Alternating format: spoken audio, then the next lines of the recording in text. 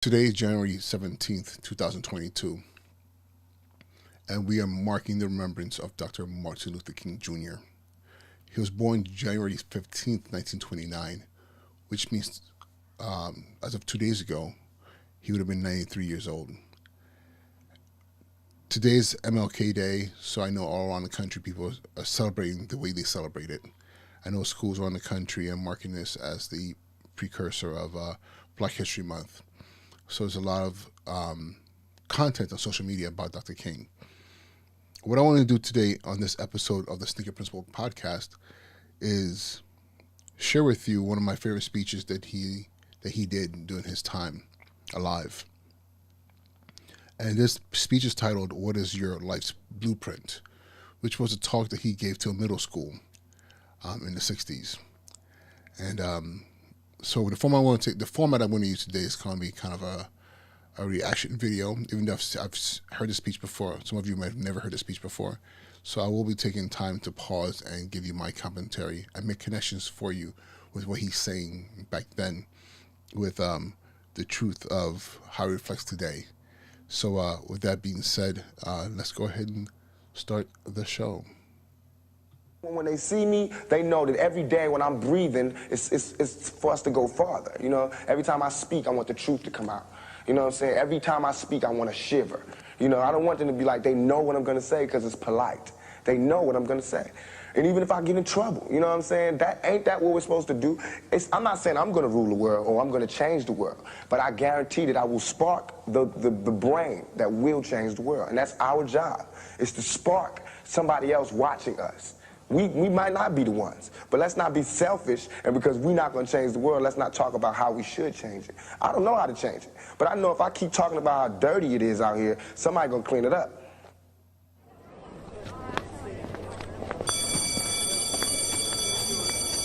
And now he's been promoted. His job, principal. Again, this is Uche Njoku, Sneaker Principal, and welcome to my podcast. So yes, Dr. King, a very powerful figure.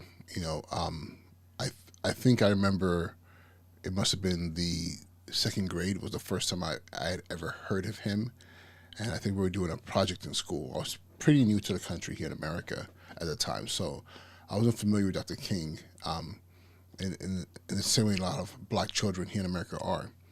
And I just remember he was the guy that we color pictures of, and then we also heard those amazing infamous words, "I have a dream," and we heard the speech and all those things. But his meaning didn't come. The full breadth of his meaning on my life and the life of so many on this planet didn't come to true understanding until I was in college, and I was studying Africana Studies, and I was just immersed in the things that happened during the civil rights protest era, and that movement. And even though we're still fighting for a lot of those same rights today, it can be arguably said that things are different, maybe a little bit better than they were back then, but at the same time, it can also be said a lot of those things are still the same. A lot of Dr. King's speeches were from the pulpit, where he was preaching to his churches, congregations, where he was giving speeches to broad audiences, political, international. This speech that I want to share with you today, "What is Your Life's Blueprint?" It is about 20 minutes long, and it was him giving. Actually, let me make sure that I have this information correctly. I should have put this up before. Let me do a quick Google search here. MLK, what is your blueprint? What is your life's blueprint? I'm trying to see if I can find information on when this was given. It's funny because there's a lot of work. It's a lot of worksheets and lesson plans around this speech for schools.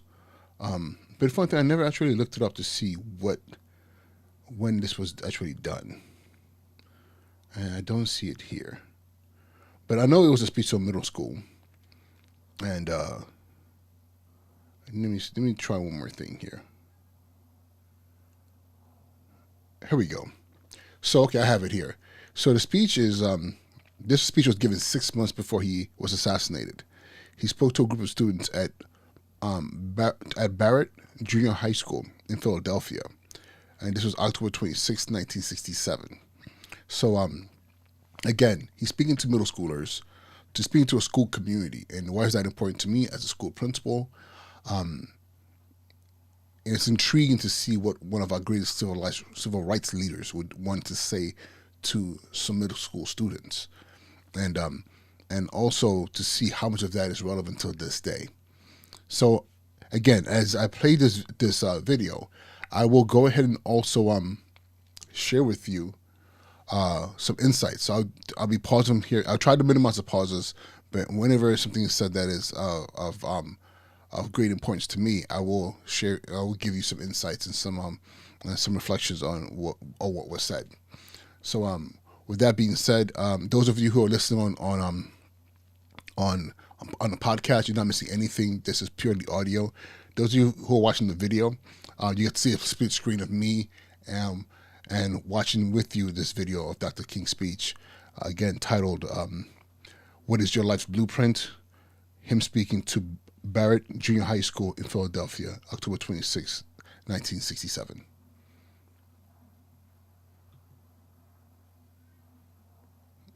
Let me see if I can get it playing. And help welcome our honored, distinguished guest, the Reverend Dr. Martin Luther King.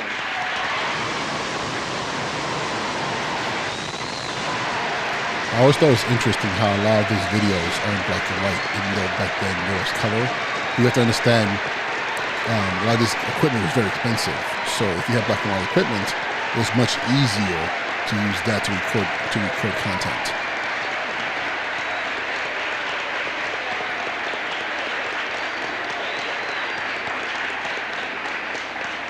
Thank you very kindly.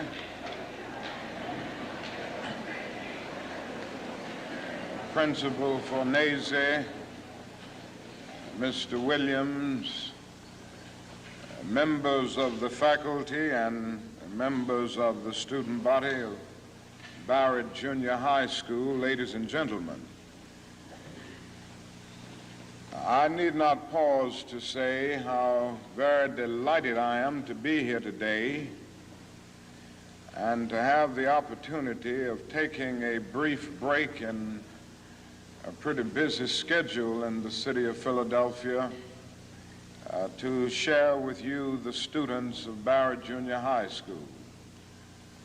And I want to express my personal appreciation to the principal and the administration for inviting me and for giving me the opportunity to see this very fine and enthusiastic group of students here at Barrett.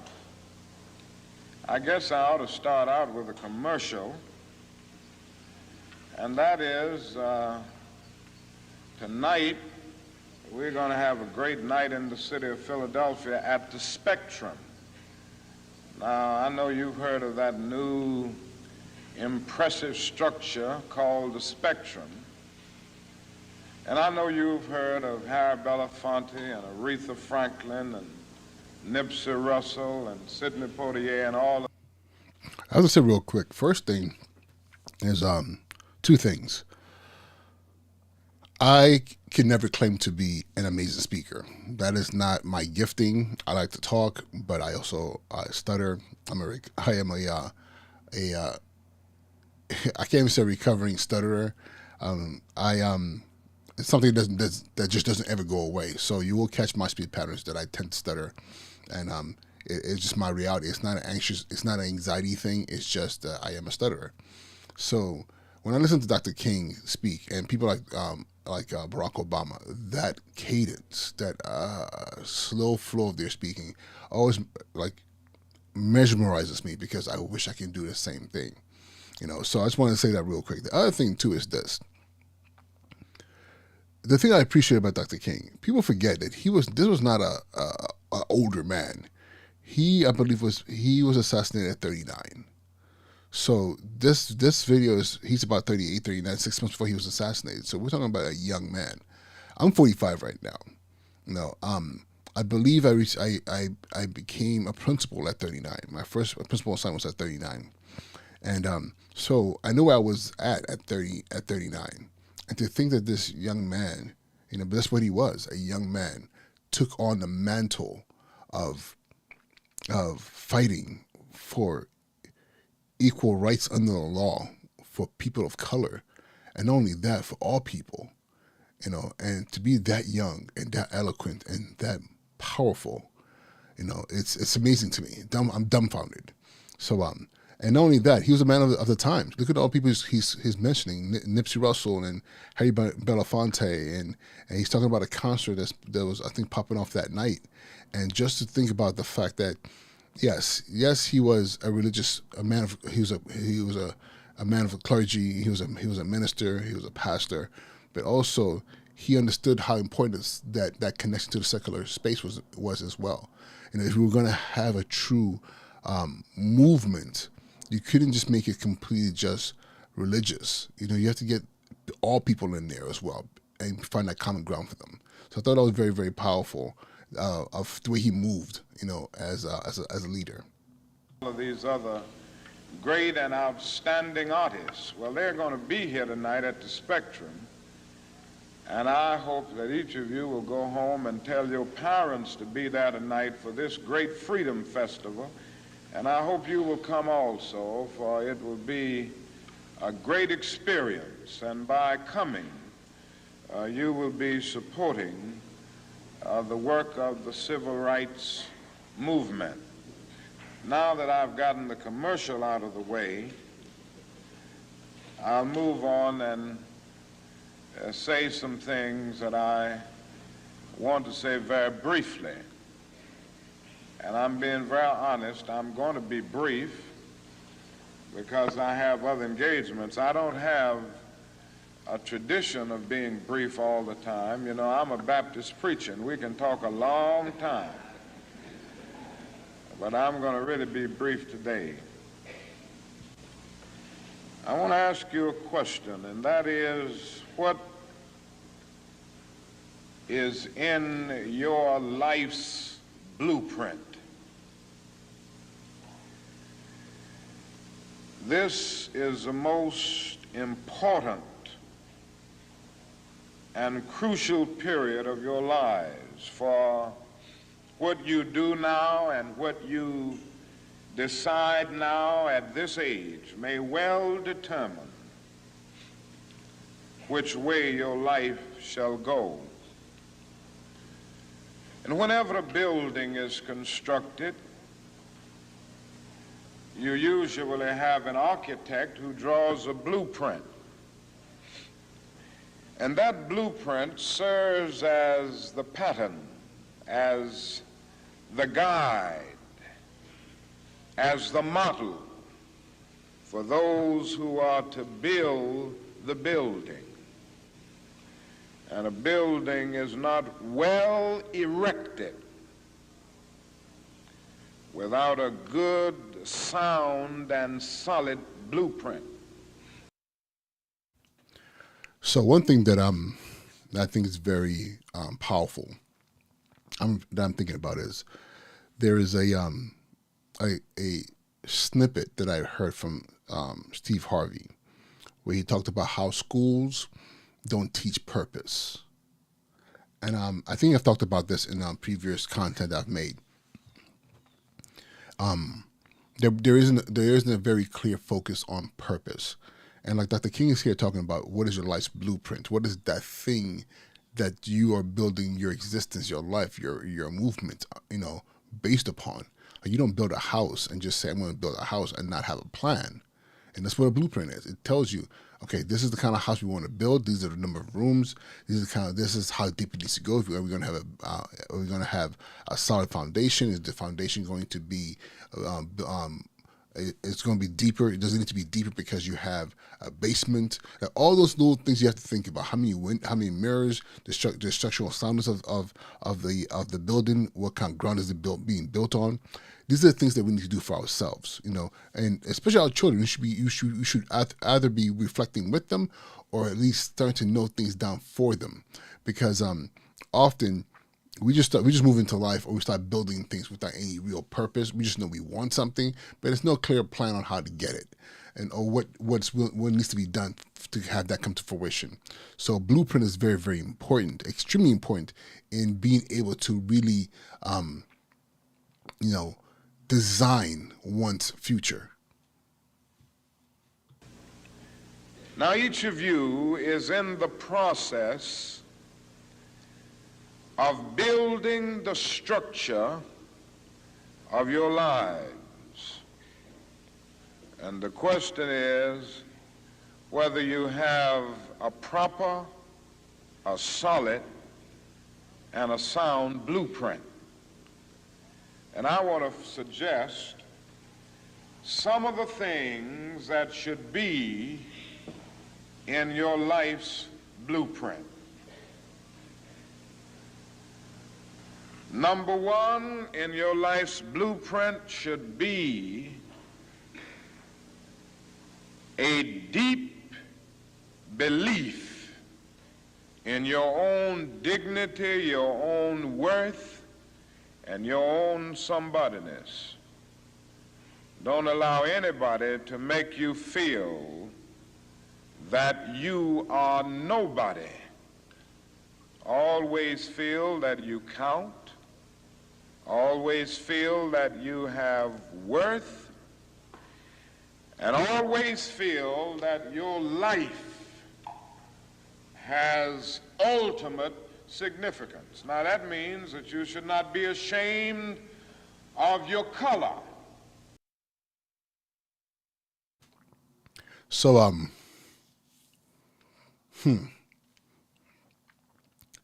a sense of self-worth. Do we teach that or emphasize that in schools?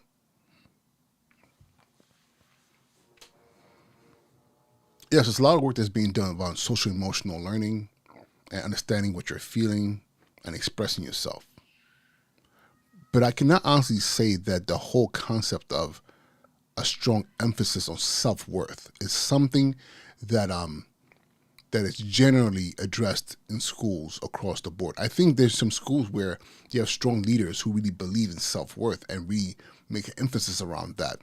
Because for me, it's a clear difference between social emotional learning and really, engaging in building confidence and self-worth. Because it's interesting what Dr. King's about to get into right now, where he says about being proud of your color. Racial identity. That's something that is, it's in the fabric of American culture, of expressing your value through your racial identity. And so let's listen some more. Let's listen some more. It's very unfortunate that in so many instances, our society has placed a stigma on the Negro's color. And there are some Negroes who are ashamed of themselves. But don't be ashamed of your color. Don't be ashamed of your biological features. Somehow you must be able to say in your own lives and really believe it, I am black but beautiful. And believe it in your heart.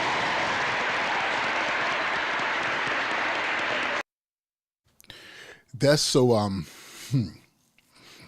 it's funny. We're talking about 1967. And 1967, we're talking about 55 years ago. Am I right? Am I right about that? Hold up. Let me do some mathematics real quick. 2 minus 1967. 55 years ago. Yeah, that makes sense. I'm 45. 55 years. So 67, yeah. 55 years ago.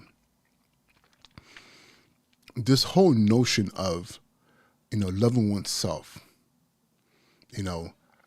being proud of what you look like, who you are, where you're from, your genetic, facial, your physical phenotypes, those things that make you who you are. Especially in existing in a Eurocentric dominated world, where the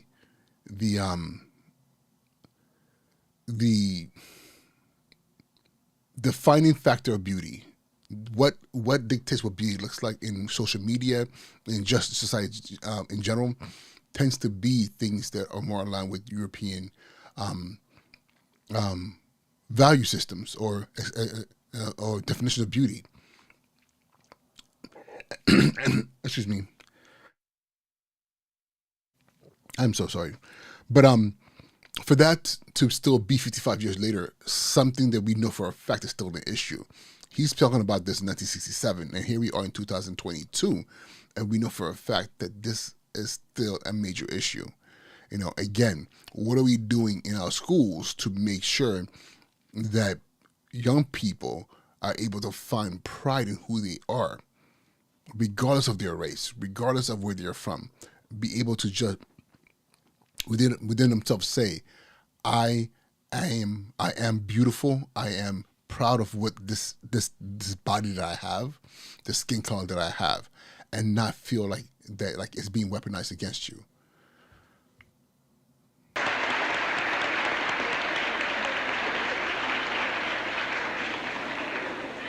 And therefore, you need not be lured into purchasing cosmetics advertised to make you lighter. Neither do you need to process your hair to make it appear straight. I have good hair, and it is as good as anybody else's hair in the world, and we've got to believe that.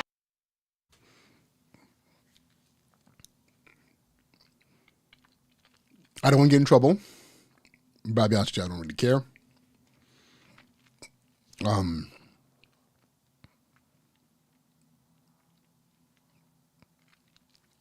The amount of young people, even adults, who are literally destroying their bodies to fit into an image of what they believe society deems as beautiful. And not just women, men as well.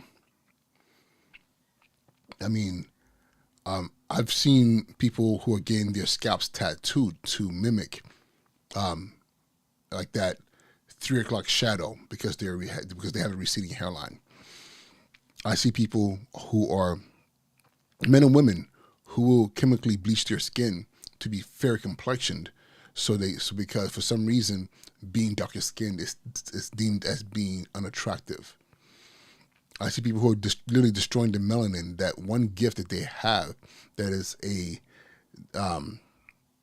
separator, from other races, because and a protector of their bodies from the sun and all these other things, just to fit in. I mean, the number of people who are losing hair follicles because of the glues and things like that they're putting on their hairs, they're literally destroying the follicles of their scalps so they can have these wigs and things of that nature. Again, this goes across the board. I mean, all the amount of body augmentation that's happening in our society. Again, for the purpose of fitting into a beauty construct that is not your own.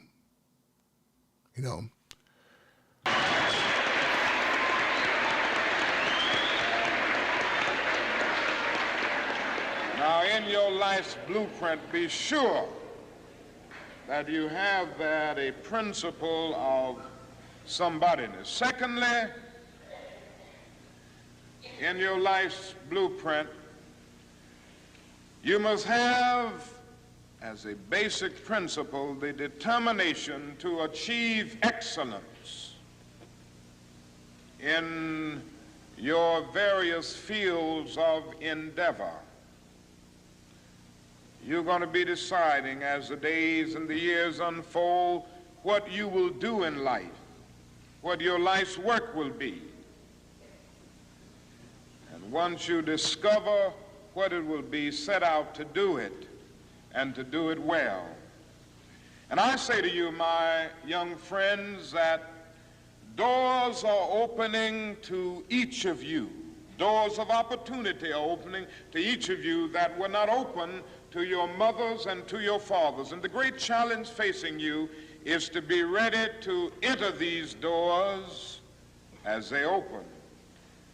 Ralph Waldo Emerson, the great essayist, said in a lecture back in 1871 that if a man can write a better book or preach a better sermon or make a better mousetrap than his neighbor, even if he builds his house in the woods, the world will make a beaten path to his door. That hadn't always been true, but it will become increasingly true. And so I would urge you to study hard, to burn the midnight oil.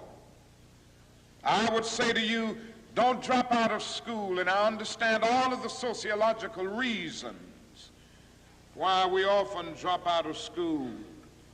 But I urge you, in spite of your economic plight, in spite of the situation that you are forced to live so often with intolerable conditions, stay in school.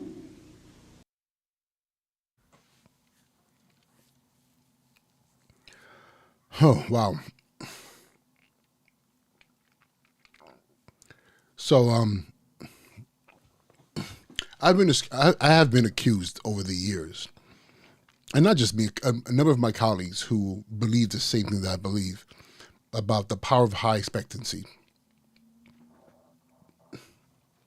I believe that it is, as a school leader, as a teacher, as a parent, as a black man on this planet who is historically conscious, knowing where we've been and also having high hopes for where we can go, regardless of just America, I'm talking about around the whole entire world, that the one thing that's necessary to begin this journey is high expectations. It can't just be, I'm just going to figure it out as I go through life. You have to have that blueprint, that idea of somebodyness, but also that high expectation, being willing to put the work in to get to that next place. I love what he says. If a man, regardless of where he is, if he's in the woods in the middle of nowhere, if he builds a better mousetrap, the world will will beat a path to him or her. And that's one thing I really believe. Excellence in all that we do, becoming great and have a clear understanding of what that thing is. There's always going to be people out there who don't understand it as well, who are not willing to put the work into that thing, who would rely on you to be the voice, to be the brain, to be the mind, to be the genius around making their lives better. But those things can't happen if you're not willing to put the hours in. Burn the midnight oil. And the thing is this, I say this to my students all the time, it goes beyond just, going to classroom and making sure you do your homework and getting A's in those courses. It's also what you do outside of the classroom. Outside of the classroom. It's also a matter of the amount of energy that you're putting into understanding the world around you. I have students who are asking me about photography because they know I'm passionate about photography, and I actually started a photography club at my school. And they're like, how do I learn about? Can you teach me about all these knobs and dials on the camera? And I said to them, yes, I can. But the amount of time it's going to take me to sit down with you and explain something to you over and over again until you finally internalize and understand it can be weeks and maybe even months. Understanding the difference between aperture, shutter speed, and ISO and how those three things all connect to each other to give you a perfect image took me years of trying to understand. I was always confused. It wasn't until I sat down and went to YouTube University and sat there and watched videos. And I watched a couple of videos that kept on showing and I kept on internalizing and watching things over and over again, and applying them to my own practice. The number of those 10,000 hours, I don't know if I did 10,000 hours, but I know I've done enough hours that all of a sudden one day it clicked. But it required me putting that time in. And I'm using photography as an example, but it goes beyond that. It's everything that you do. If you're trying to start a business, if you're trying to study cryptocurrency, if you're trying to just even get an A in AP chemistry, you got to put the time in. A lot of that time in is burning the midnight oil. Usually when you burn the midnight oil, guess what? You're by yourself. Nobody's there with you. It's you, your books, your resources, that content that you're consuming and internalizing and unpacking, so that you make that meaning for yourself that allows you to now build upon it and lead you towards your greatness. And when you discover what you're going to be in life, set out to do it as if God Almighty called you at this particular moment in history to do it. And just don't set out to do a good Negro job, but do a good job that anybody could do. Don't set out to be just a good Negro doctor, a good Negro lawyer, a good Negro school teacher, a good Negro preacher, a good Negro barber, a beautician, a good Negro skilled laborer. For if you set out to do that, you have already flunked your matriculation exam for entrance into the University of Integration. Set out to do a good job and do that job so well that the living, the dead, or the unborn couldn't do it any better.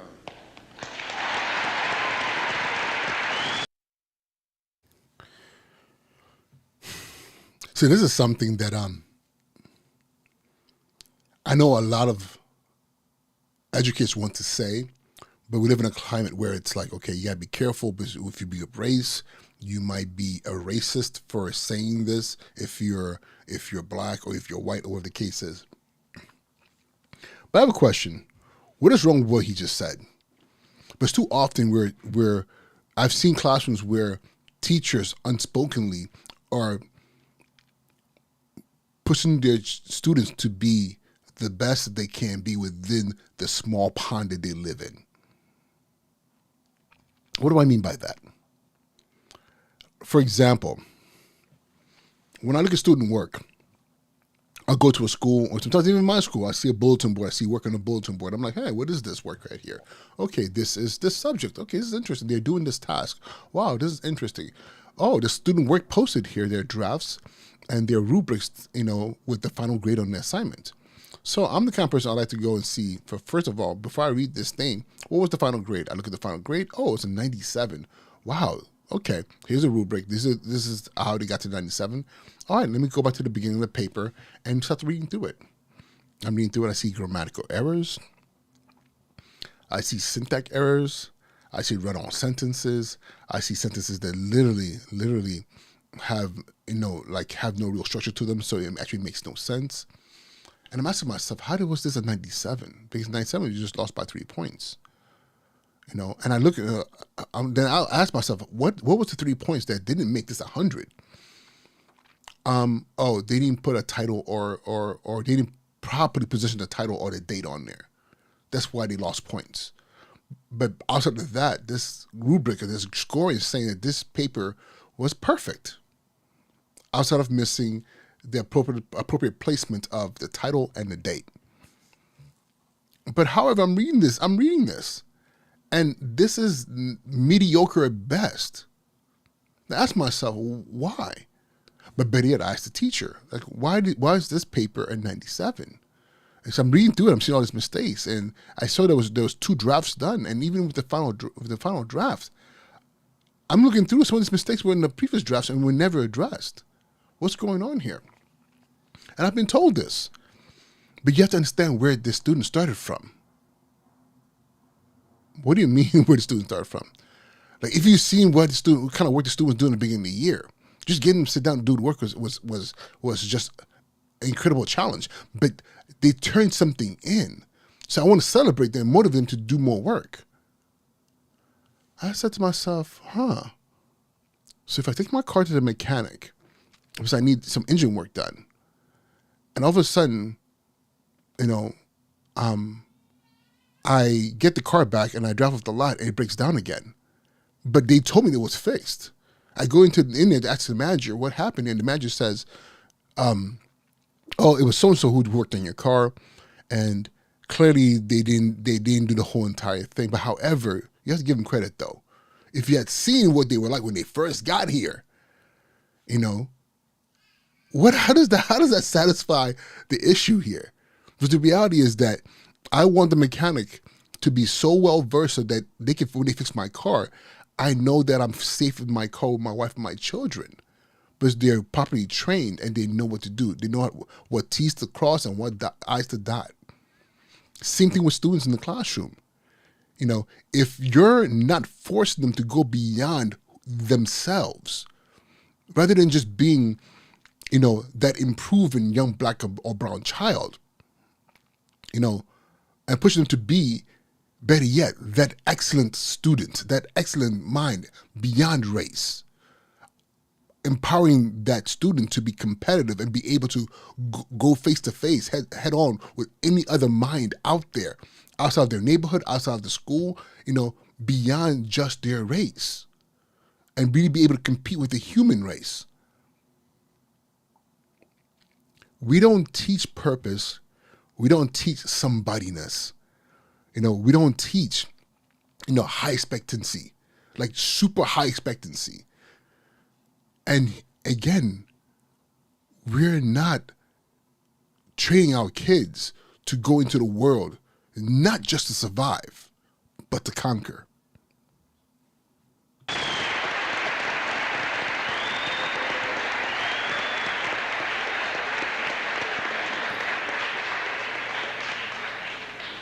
Falls your lot to be a street sweeper.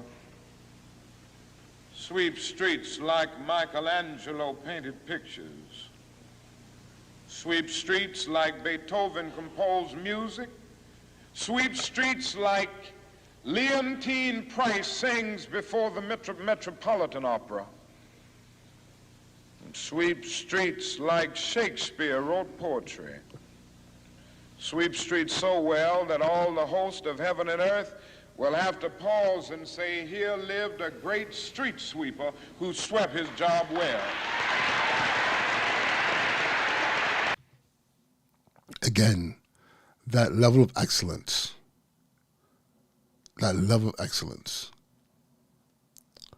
Colonel Sanders,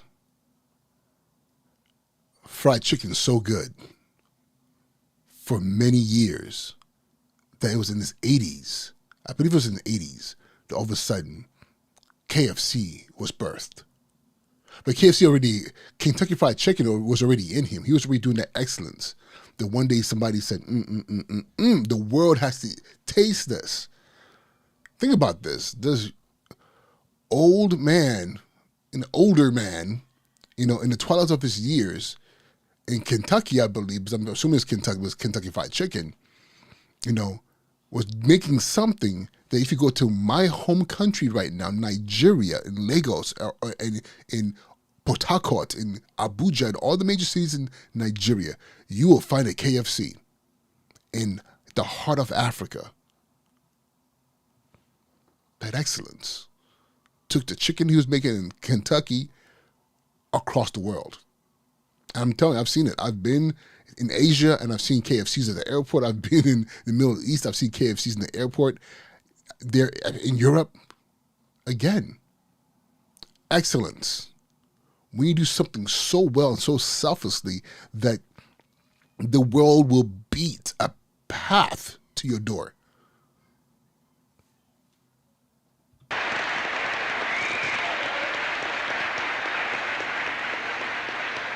If you can't be a pine on the top of the hill, be a scrub in the valley.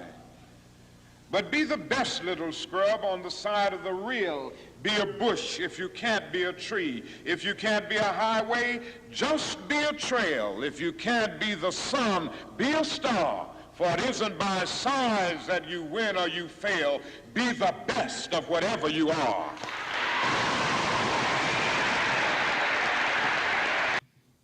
Can we just say bars? Can we just say bars? You know, again, this man's gift of gab, his ability to take words, simple words, and turn into profound statements of excellence. Incredible. Can you imagine what it was like to be a middle schooler in that auditorium listening to this man? Can you imagine that?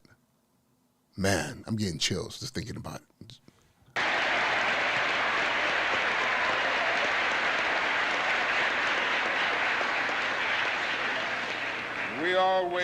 We already have some noble examples of black men and black women who demonstrated to us that human nature cannot be cataloged.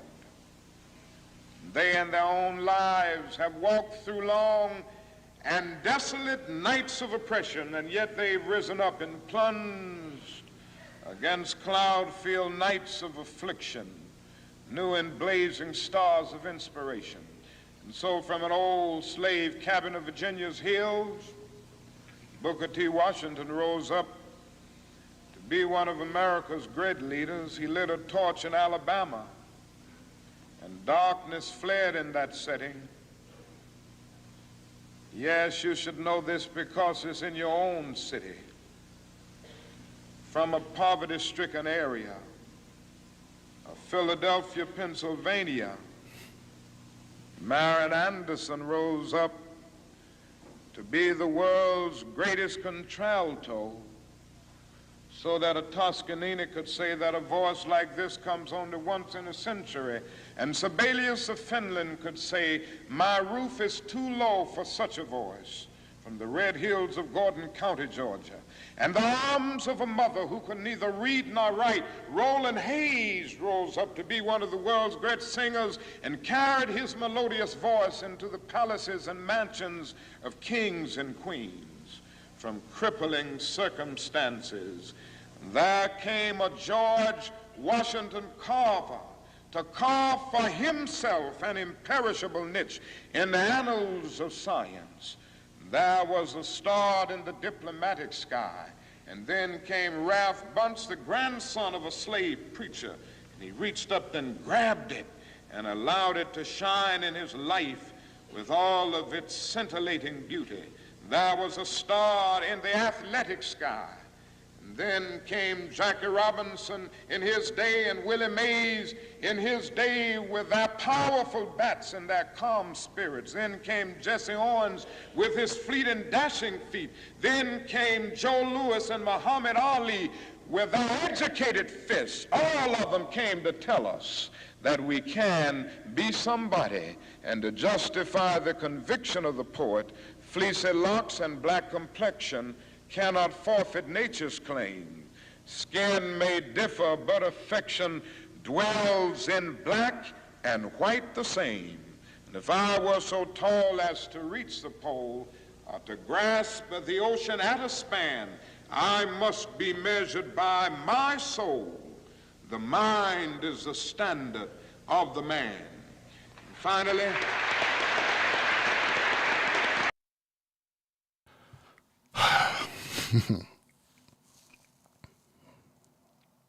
I remember when I was a kid that how the heroes of our community, you know, were not just athletes and hip hop artists and actors or entertainers. There were people who actually fought through struggles, and their struggles became my guiding light of what excellence looked like. You know, when you talk about Ralph Bunce and you talk about Booker T. Washington, you talk about Muhammad Ali, you talk about, you know, Fannie Lou Hamer and all these people, they weren't just celebrities. You know, George Washington Carver, these were people who, through struggle, fought and clawed their way to certain levels of prestige in their fields despite of Jim Crow and racism and all these different things, and still faced it and still got their heads beat in, whether it was physically or metaphorically, through their careers. But they stood as a shining example of what we could be, what I could be. Again, these are people that we don't talk about. We don't celebrate. We have our school buildings named after these names, but we don't say this is who this person was and why it's important. This person's name's in our building. These are who these people were, and this is why their faces are in our hallways and framed, and they're honored. We don't recognize our ancestors and the work they put in just to allow us to be here today. As a child, I remember that being a major factor in my personal education, in my drive to want to be someone. Sometimes you have to see someone to be someone. And again, we don't do that. At least we don't do it the way we should. And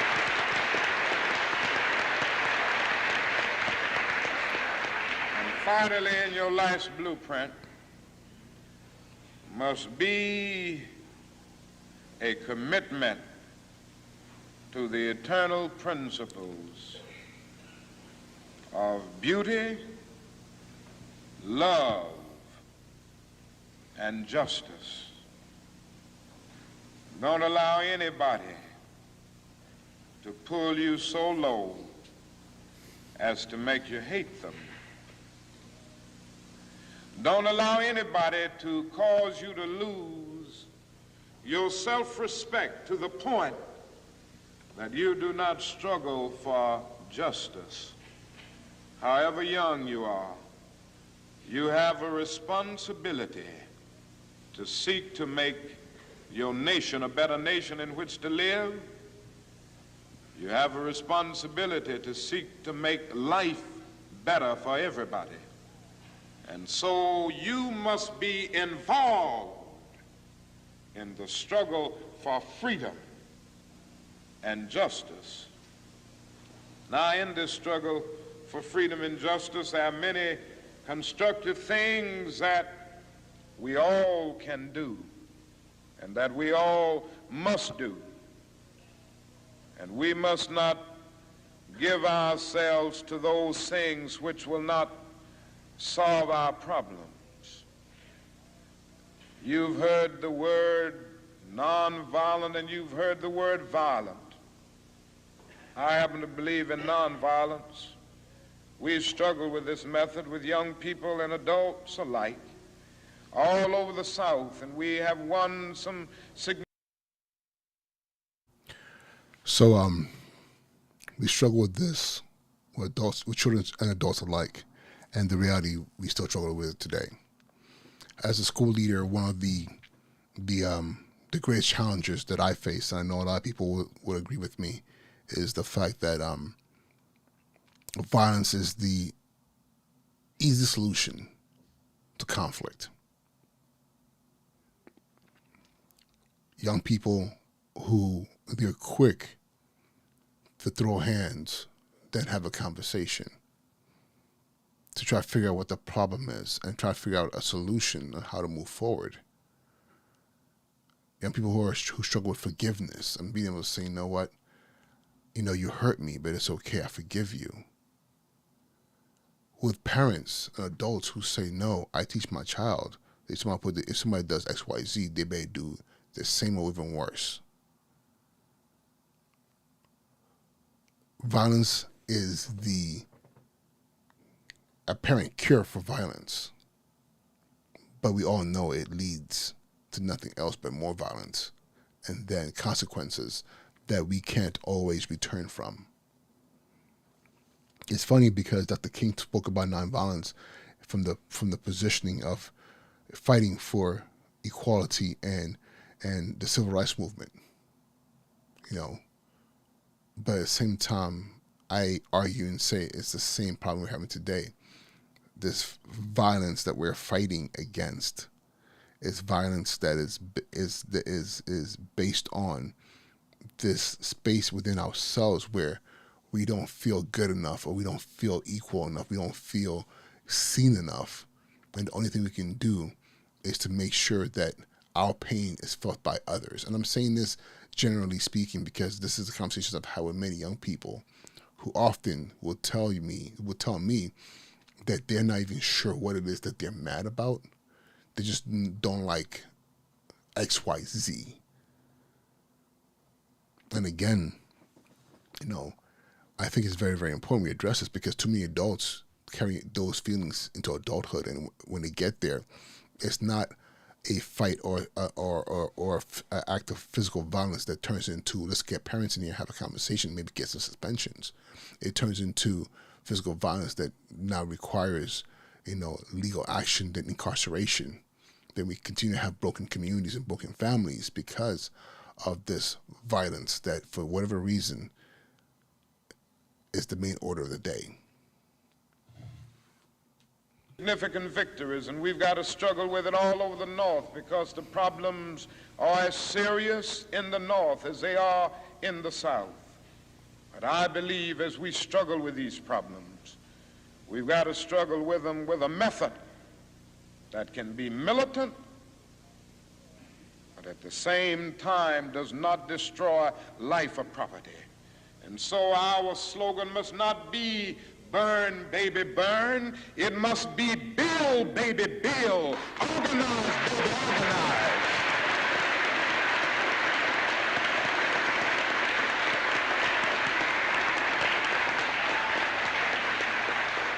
Yes, our slogan must be learn, baby, learn, so that we can earn, baby, earn. That has to be a t-shirt. That's going to be a t-shirt at my school. Earn, baby, earn. No, I'm sorry. Learn, baby, learn. So, what do you say? Learn, baby, learn, so we can earn, baby, earn. That's going to be a t-shirt. I'm going to show it to you guys when it's done. I'm constantly trying to find ways to motivate my students and plant seeds in their heads. I like that one.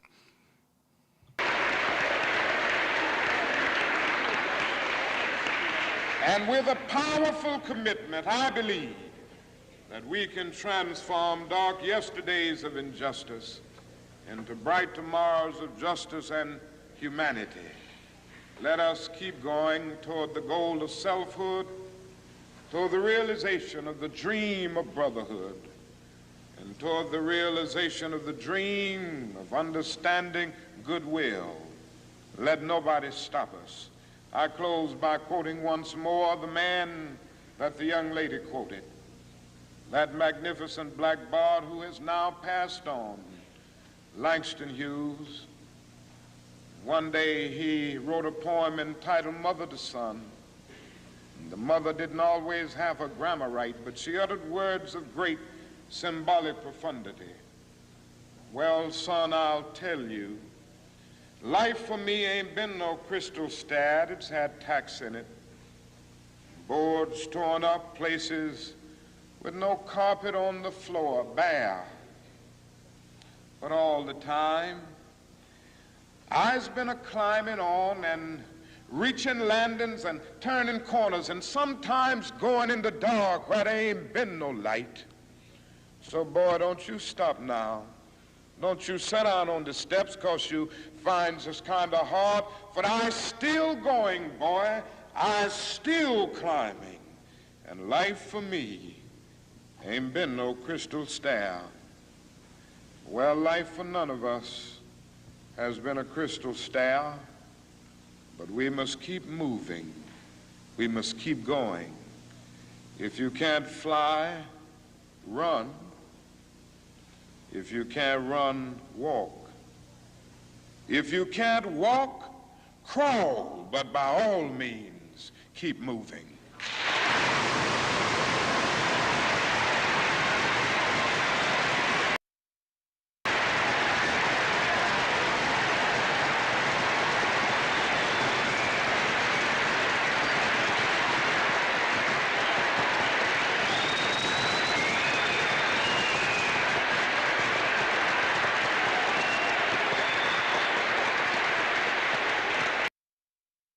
and help welcome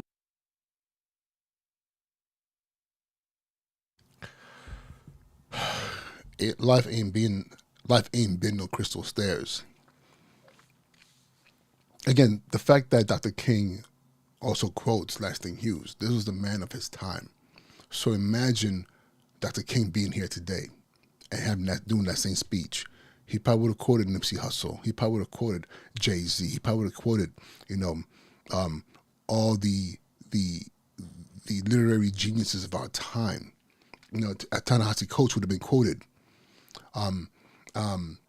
And all this because he understood how important was it for him to not just be greater than thou, but to make it very clear that as a minister, he wasn't greater than his people. He was of the people and understood and heard and felt what they felt too. There's nothing I'm saying in this video that's super profound or anything like that. I'm just reflecting on my understanding and the things that I see from that I see or I heard from the speech and how they impact me and the questions they make me think about, especially from the perspective of him speaking to a middle school and me being a high school principal, and I've also been a middle school principal and teacher and dean and AP, and I've worked in elementary schools as well. The things that he's saying are very, very important. And the way he closes is something that's profound to me, because in understanding that this is a journey, a great journey. And some of us are going to be running, some of us are going to be walking, some of us are going to be crawling, some of us are literally going to be rolling, like literally just rolling, But the things we got to keep moving forward.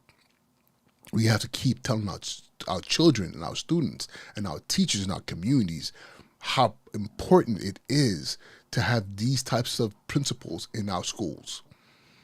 I'm going to make sure I add the link to this full video in the description, and both on YouTube and also on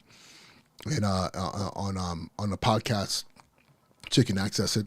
And again, this is something that I think should be shown to schools. I love that I have a dream speech, but however, that spoke to a greater political structure that often our children are not quite versed in yet. But in this speech, he spoke to them directly, saying, here are instructions. Here's a prescription on what you should be thinking about and should hold on to as you're moving through your life. And let's be honest here, a lot of us adults were never given this. We're literally figuring it out as we go. However, if you're in a school building, if you're a parent, you are someone who claims to be for your community, these are the kind of conversations you need to be having. These are the kind of videos you need to be showing. These are the kind of things that should be happening in churches. It should be happening in households. Let's watch this video. Let's talk about it. Let's break this down. What does this mean? Because at the end of the day, 55 years ago, how much has changed? A lot has changed. A lot has changed. Let's be honest here. But 55 years ago, I don't know. I know for a fact I would not be sitting on a computer in my house, speaking to you through just technology and saying what I'm saying without fear of reprise. But the emotions, that psychic tendons that still connect us, are still the same. We're still struggling. We're still trying to find our voices. We still, for the most part, have the same fears and the same concerns. And in many cases, our children are not faring any better. But that's why we need to start talking and really start building around these principles. They're universal. Well, thank you so much for your time today.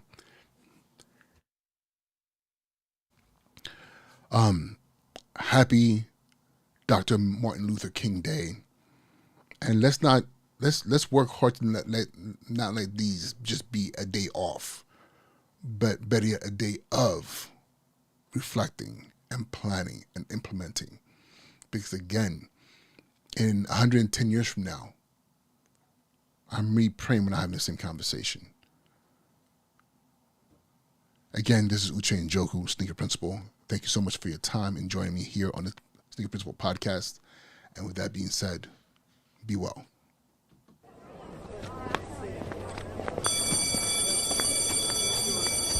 And now he's been promoted. His job, principal. Let's see it.